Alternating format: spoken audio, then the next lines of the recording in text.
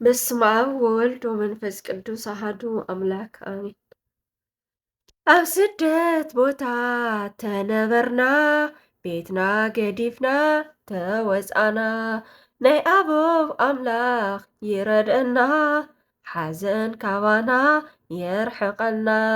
ኣብ ስደት ቦታ ተነበርና ቤትና ገዲፍና ተወፃና ናይ ኣቦብ ኣምላኽ ይረድአና ሓዘን ካባና የርሕቐልና።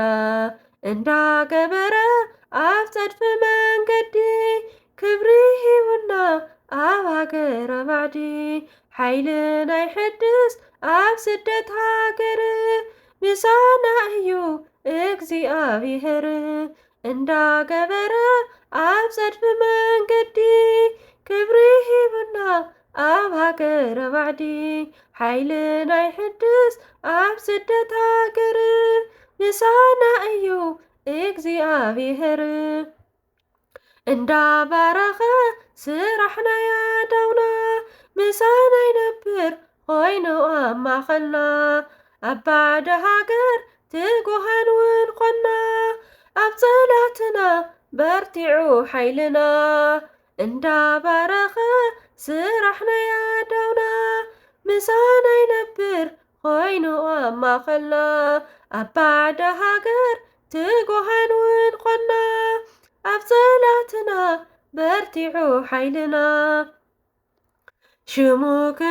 ስሙ ክንፅውዕ ጠሚትና ናብ ምብራቕ ናብኡ መፂና ከርሕቐልና ሕማቕ ክብሪ ሂቡና ኩሉ ሰላም ኮነ ከመይ ኢሉ ይሓፍር ንዑ ዝኣመነ።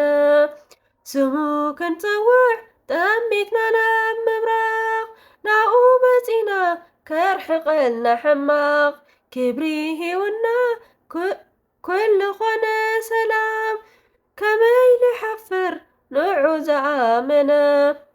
እንዳመሃረ ሓደሽቲ ምስገና ጾምናን ጸሎትናን ኩሉ ይሰምዐና ምሳና እዩ ንሱ ንዘለዓለም ይኽበር ይመስገን ጐይታ ዘለዓለም። እንዳመሃረ ሓደሽቲ ምስገና ጾምናን ጸሎትናን ኩሉ ይሰምዐና ምሳና እዩ ንሱ ንዘለዓለም ይኽበር ይመስገን ጐይታ መድኃኔዓለም።